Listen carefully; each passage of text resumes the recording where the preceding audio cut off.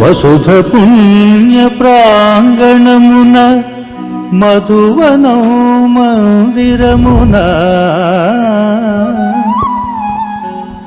భరత భూమిలో భగవంతుడు అవతరించి బ్రహ్మయైన భగీరథునిచే జ్ఞానగంగను ప్రవహింపజేసెను.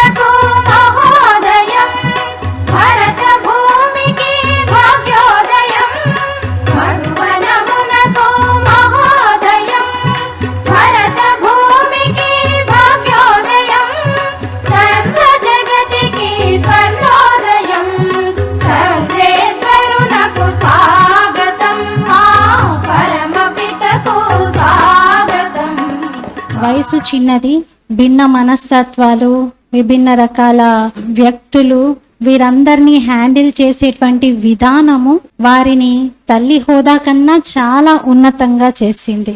ఒక విధంగా చెప్పాలి అంటే 18 సంవత్సరాల వయసులో ఆవిడ తన జీవితంలో చూపించినటువంటి ధైర్యము, సాహసము, ఆవిడలో ఉన్నటువంటి గుణాలకు విమెన్ ఎంపవర్మెంట్ కి వారి జీవితం ఒక మంచి నిదర్శనం అని చెప్పవచ్చు. నారీ జాగృతి. వారు పవిత్రంగా తన జీవితాన్ని గడపటానికి సొంతంగా నిర్ణయం తీసుకున్న సమయంలో కొందరు కోర్టులో కేసు కూడా వేశారు, మీరు ఎలా అయినా సరే పవిత్రత ధారణ చేయకూడదు అని. అప్పుడు వారు కోర్టులో జడ్జి వద్ద కూడా ధైర్యంగా పురుషులకు పవిత్రంగా జీవితాన్ని గడిపే అధికారం ఉన్నప్పుడు మహిళలకు ఎందుకు ఉండకూడదు, పురుషుల్లో పవిత్రత ధారణ తీసుకొని సన్యాసం చేయగలుగుతూ ముందుకు వెళ్తున్నారు కదా, మరి స్త్రీలకు ఎందుకు ఆ హక్కు లేదు అని ఆ కాలంలోనే పోరాడారు. తన జీవితాన్ని అలాగే ఎంచుకొని ఆ మార్గంలోనే నడుస్తూ పవిత్రతా ధారణను దృఢంగా చేసుకున్నారు. ఈ విధంగా మీ అందరితో 2 నిమిషాలు మాట్లాడే అవకాశం ఇచ్చినందుకు అదృష్టంగా భావిస్తూ, ఈరోజు స్పిరిచువల్ విజ్డమ్ డే అన్నారు. స్పిరిచువల్ అనేది మనం మాటల్లోనూ పుస్తకాల్లోనూ రాయటం వరకు చెప్పుకోవటం వరకు కాకుండా స్పిరిచువల్ ఆధ్యాత్మికత అనేది మనం అనుభవించాల్సిందే. మనకి కలగాల్సిన భావన అది. దాంట్లో ముఖ్యమైనది స్థలం, రెండోది మన మనస్థితి, మూడోది మన చుట్టుపక్కల ఉన్న వ్యక్తులు, వాతావరణం. ఈరోజు కారు దిగంగానే సెల్ ఫోన్తో సహా అన్నీ ఇచ్చి లోపలికి వచ్చాను. నాకెవరో చెప్పింది కాదు, కొన్ని మనం ఆటోమేటిక్గా చేస్తూ ఉంటాం. అట్లా ఈ స్థలం యొక్క గొప్పతనం ఏంటంటే లోపలికి రావడంతోనే ఆ మనస్థితి, లోపలికి వచ్చిన తర్వాత ఉన్న ప్రశాంతత. మనం ధ్యానం గురించి ఎంతగానో మాట్లాడుకుంటున్నాం, జ్ఞానం గురించి మాట్లాడుకుంటున్నాం. అట్లాగే మనల్ని మన మీద ఫోకస్ పెట్టుకుని ఈ సేవ మరియు సమర్పణ భావం, ఎప్పుడైతే నేనే చేస్తున్నానన్నామో ఆ అహంకారం లోపల డాన్స్ వేస్తూ ఉంటుంది. కానీ ఎప్పుడైతే సమర్పణ భావంతో మనం పూర్తిగా సమర్పించుకుని మనం ఏం చేస్తున్నా భగవంతుడు నా చేత చేపిస్తున్నాడు, ఐఎమ్ జస్ట్ అన్ ఇన్స్ట్రుమెంట్ అనే విధమైన భావంతో చేస్తామో మనల్ని మనం పూర్తిగా అర్థం చేసుకోవడానికి, అలాగే ఆనందమైన జీవితం గడపడానికి అవకాశం ఉంటుంది. ఈ సందర్భంగా ఈ చక్కటి అవకాశాన్ని, అనుభూతిని కలిగించినందుకు మీ అందరికీ ధన్యవాదాలు తెలియజేస్తూ సెలవు తీసుకుంటున్నాను. Thank you. ఈ మధ్య కాలంలో దాని యొక్క బాధ్యతల్ని తీసుకుంటూ మొత్తం తెలుగు రాష్ట్రాలే కాకుండా చుట్టుపక్కల ఎన్నో రాష్ట్రాల్లో సేవలు చేస్తూ ఉన్నారు. వారు ఫౌండర్ అండ్ ప్రెసిడెంట్ ఆఫ్ సనాతన భారతీయ ధర్మ పరిషత్ శ్రీకాకుళం. అలాగే వారు అఖిల ఆంధ్ర సాధు పరిషత్కి ట్రెజరర్గా కూడా ఉన్నారు. ప్రత్యేకత ఏంటి అంటే వారు 1800 ట్రైబల్ విలేజెస్ని పాదయాత్ర చేస్తూ 8 రాష్ట్రాలను కవర్ చేస్తూ పాదయాత్రతో 1,00,000కు పైగా భగవద్గీత పుస్తకాలను, 5,000కు పైగా రామాయణం పుస్తకాలను పంచారు. నిరంతరం గీతా ప్రచారము, సత్సంగము, పరిరక్షణ, సనాతన ధర్మం యొక్క పరిరక్షణ కోసం పాటుపడుతూ ఉన్నారు. అలాగే హిందూ దేవాలయాల యొక్క పరిరక్షణను కూడా వారు బాధ్యతగా స్వీకరించి చేస్తూ ఉన్నారు. వారికి అభినవ వివేకానంద అనేటువంటి బిరుదు ఉంది. అలాగే వాచస్పతి గీతా ప్రచార సారథి అనేటువంటి బిరుదు కూడా లభించింది. ఇంకా ఎన్నో ఉన్నాయి. మరి చెప్పడం కన్నా మనము స్వామీజీ ద్వారా వారి యొక్క అమృత వచనాలు, అలాగే మౌంట్ ఆబులో రీసెంట్గా జరిగినటువంటి సంత సమ్మేళన్, భారతదేశం నుండి మొత్తం అన్ని వైపుల నుండి కూడా నలుమూలల నుండి సాధు సన్యాసులు, సాధు వర్గంలో ఉన్నటువంటి రిలీజియస్ పరంగా అన్ని మతాల్లో పనిచేస్తున్నటువంటి వారు అందరూ విచ్చేశారు. మరి చాలా ఎక్కువ మందికేమీ అందులో మాట్లాడే అవకాశం రాలేదు. కానీ మరి మనందరి అదృష్టం, మన భాగ్యం ఏమిటి అంటే మన స్వామీజీ గారు ప్రతిరోజు మౌంట్ ఆబులో స్టేజ్ పైన మాట్లాడారు. చాలా బాగా అందరినీ ప్రభావితం చేశారు. మరి ఆ అనుభవాలను కూడా మనతో తప్పకుండా పంచుకోవాల్సిందిగా మేము కోరుతున్నాం. ప్రజాపిత బ్రహ్మకుమారీస్ ఈశ్వరీయ విశ్వవిద్యాలయం, ఈ ఏలూరులో ఉన్నటువంటి బ్రహ్మకుమారిస్ తాలూకా సంస్థ రెండో మౌంట్ లాగా అనిపించింది నాకు. అందుకే భగవద్గీత అనేది కేవలం ప్రచారం కోసం కాదు, ప్రతి ఒక్కరూ కూడా ప్రాక్టికల్ కోర్స్ ఆచరింపదగ్గది. విశ్వజ్ఞాన గ్రంథం భగవద్గీత, విశ్వజ్ఞాన విజ్ఞాన గ్రంథం. అది ఏ ఒక్క వ్యక్తికి కానీ కొంతమంది తెలియక హైందవ గ్రంథం అని, హిందూ గ్రంథం అని, ఎక్కడైనా ఉందా భగవద్గీతలో హిందూ గ్రంథం అని? ఎక్కడైనా భగవద్గీతలో ఒక మతానికి కానీ, ఒక వర్గానికి కానీ, ఒక లింగానికి కానీ ఏ శ్లోకం లేనుందా? సర్వమానవానమన్నారు, సర్వభూతకోటి అన్నారు, సర్వ ప్రాణికోటి అన్నారు, సర్వభూతాలు అన్నారు తప్ప అక్కడ ఏమీ లేదు. కనుక అది అర్థం చేసుకుల్లో ఉన్నటువంటి శక్తి పరమాత్ముడు మనకు కలిగించాలని ఆలోచిస్తూ మనం ముందుకు తీసుకెళ్ళినటువంటి పరిస్థితి. అయితే మేము వారు చెప్పారు సనాతన భారతీయ ధర్మ పరిషత్, నిజమే. ఆ సంస్థని స్థాపించడం, ఆ సంస్థ ద్వారా ఒక 18 రాష్ట్రాల్లో వేదాంత సభల్లో, వేదాంత కార్యక్రమాల్లో, ముఖ్యంగా బెనారస్ హిందూ యూనివర్సిటీలో నేను ఫ్యాకల్టీ మెంబర్గా ఉన్నాను. ఉపనిషత్తులు చెప్పడానికి 3 నెలలకు ఒకసారి వాళ్ళు పిలుస్తారు. ఇంకొక సుకృతం ఏమిటి అంటే ఇప్పటికీ అనేక రాష్ట్రాల్లో పర్యటిస్తూ మొట్టమొదటిసారి బ్రహ్మకుమారి స్థాలక ముఖ్య కార్యాలయం మౌంట్ ఆబుకు వెళ్ళడం, అది కూడా నా పూర్వజన్మ సుకృతమే. అఖిల భారతీయ సంత సమ్మేళనం, భారతదేశంలో అన్ని రాష్ట్రాల నుండి సాధు మహాత్ములు వచ్చారు. కిందన కూడా మహాత్ములు చాలా దగ్గర నుండి చాలా సూక్ష్మమైతే సూక్ష్మ విషయాల్ని ప్రజలందరికీ భక్తులకి తెలియజేశారు. అంటే మనకి మహమ్మదీయుల్లో అంటారు, ప్రతి మహమ్మదీయుడి జీవిత కాలంలో ఒకసారైనా మక్కా వెళ్ళాలని ఖురాన్లో ఉందంటారు. అలాగా భారతీయుల్లో ప్రతి ఒక్కరు కూడా మౌంట్ అబు ఒకసారి వెళ్ళి దర్శించాల్సిందే. ఎందుకంటే the practical course of Bhagavad Gita నేను చూశాను. ఏదైతే వారు చెప్తున్నారో ఆచరణ చేస్తున్నారు. ఆచరణ ఎలా ఉంది అంటే సభల్లో కూడా పిన్ డ్రాప్ సైలెన్స్, చక్కగా వింటున్నారు. సమయానికి ప్రతిదీ సమయమే, భోజనానికి సమయమే, అల్పాహారానికి సమయమే, ఉపన్యాసానికి సమయమే, నిద్రపోవడానికి సమయమే. ఇంక మానవుడికి చింతే ఉంటుంది. కనుక ఆ కార్యక్రమాలు కూడా అది కార్యాచరణ ప్రణాళిక ఏ విధంగా చేస్తున్నారనేది నాకు అర్థం అవ్వలేదు 4 రోజుల పాటు. కానీ మేము ఒప్పుకుంటామా? ఒక రోజంతా ఆలోచించాను, అసలు ఇంత ఉత్కృష్టమైనటువంటి కార్యక్రమము ఇదే ప్రాంతములో ఎలా జరుగుతుంది? అప్పుడు ఆలోచిస్తే లేఖరాజు కృపలాని బాబా సామాన్యుడు కాడు అని తెలిసింది నాకు. ఆయన సామాన్యుడు కాడు అని తెలిసింది.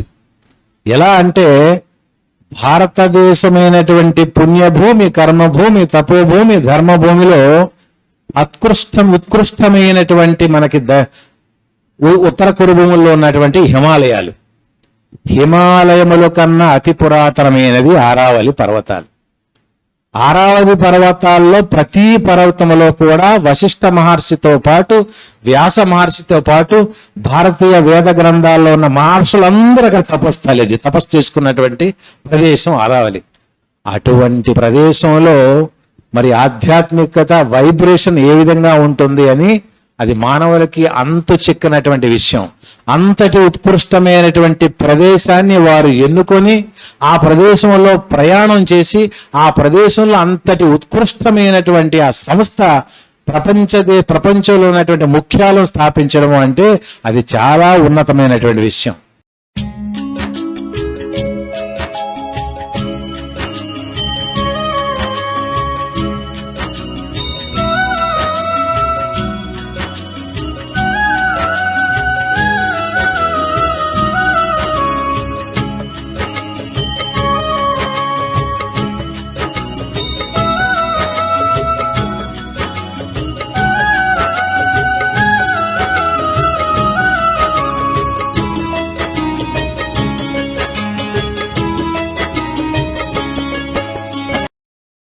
జగదంబ శారద వీణా పాణి జననీ సంగమయుగ సారథి. జగదంబ శారద వీణా పాణి జననీ సంగమయుగ సారథి. రాధవు నీవే, లక్ష్మివి నీవే, దూర్గుణహారిణి దూర్గవు నీవే. విశ్వశాంతికే అవతరించిన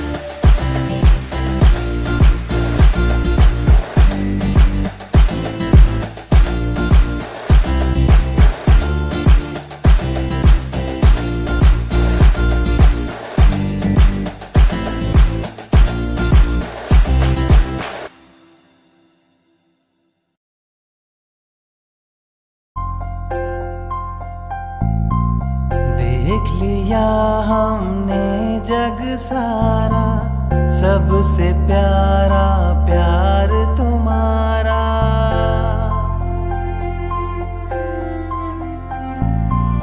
तेरे हर एक रूप में हमने ज्ञान का सागर पाया।